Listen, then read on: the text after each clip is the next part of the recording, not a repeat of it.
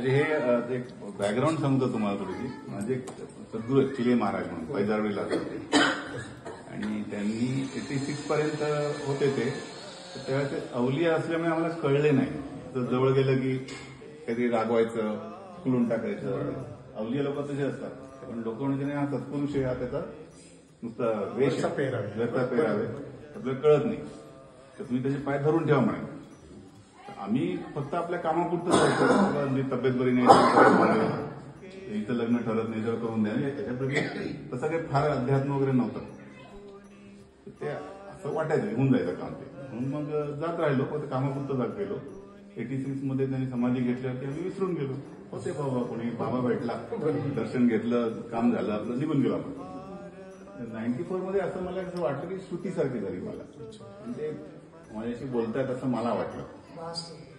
भास होतो. आणि ते पण भास म्हणजे स्पष्ट होता की मला तुझ्याकडनं 3 काव्य लिहून दिली. आणि मग त्यांनी कसं म्हटलं मला, म्हणजे त्यांची काव्य असती, फक्त तुम्ही लिहायची. अशी करत करत 3 काव्य तयार झाली. सीता शक्ती काव्य, राधा भक्ती सुद्धा आणि महालक्ष्मी मुक्ती संवाद, ही 3 काव्य. तुमच्यापैकी कोणी मला जर फोन नंबर दिला तर एकाला मी लिंक पाठवून देईन तुम्हाला. मध्ये जरा 1 मिनिट मी डिस्टर्ब करते. त्यांना जी भाषा येत पण नाही त्या भाषेमध्ये त्यांना सगळे ते बोलतात. म्हणजे मराठी त्यांना खूप येत नव्हतं, कारण त्यांचा जन्म उत्तर हिंदुस्थानातला आहे. पण ते मराठी अशा पद्धतीचं इतकं छान मराठी की त्यांना त्याचा अर्थ दुसऱ्यांकडून समजावून घेऊ लागायचा. आणि त्यात पण कन्नड, त्याच्यानंतर इंग्लिशमध्ये सुद्धा, हिंदीमध्ये, उत्तर हिंदुस्थानी हिंदीमध्ये, त्याच्यानंतर काही बोध त्यांना ह्याच्यात पण आलेले आहेत, तेलुगूमध्ये, अशा पद्धतीचं. म्हणजे ही सगळी गुरुची कृपा आहे, दुसरं काही नाही. तर ते प्रकाशित झाल्यावर मला काय वाटायचं, आपलं काय ज्याला मिळतं त्याला त्याची किंमत नसते. आहे वगैरे लिहिलं पण त्याला त्याचा व्हिडिओ करून आम्ही USA ला पाठवला. एक छोट्याशा फिल्म फेस्टिवल म्हणतात आणि स्पेनला पाठवलं. दोन्हीकडे त्याला पारितोषिक मिळाले, आंतरराष्ट्रीय पारितोषिक. ती मिळाल्यावर मग माझे डोळे उघडले. म्हणजे बाहेरचे लोक ज्यांना काही माहिती नाही आपल्याबद्दल, ते जर ते ऐकून काहीतरी म्हणतात काहीतरी चांगलं आहे, मग मी नीटपणे वाचायला लागलो, ऐकायला लागलो. तर तशाच धरणीचं ते 2000 मध्ये ते पब्लिश झालं. ते संपलं. त्यानंतर 15-20 वर्ष अजून नवीन येत आहेत.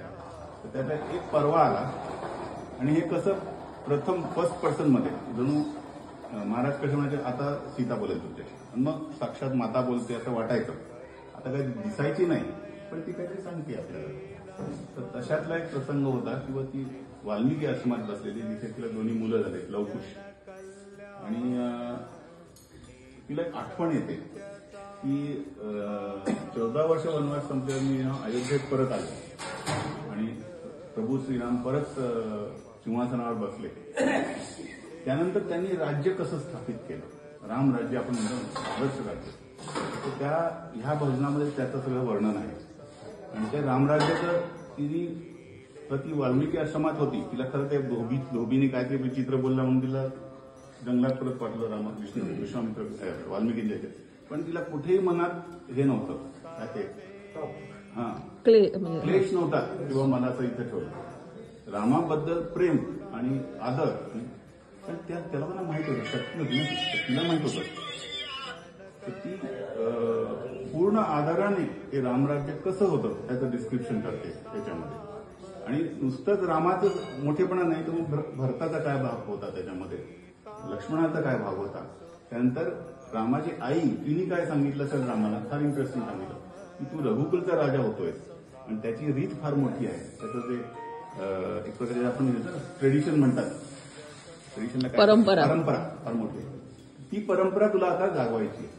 ते राम ते म्हणतो हो मी जागवी. आणि ते त्याप्रमाणे रामराज्य करतात. आणि म्हणून कोण सुखी होतं, त्याच्यामुळे आत्मा कोणाचा सुखी होतो, दशरथ. अगदी बरोबर आहे. तुम्ही खरे राम भक्त आणि हनुमान भक्त, हे माझ्या लक्षात आलं. प्रश्न तसा कठीण होता, अभ्यास वारकरी ते लक्षात आलं. ते भजन आपण ऐकणार आहोत. काय म्हणतात.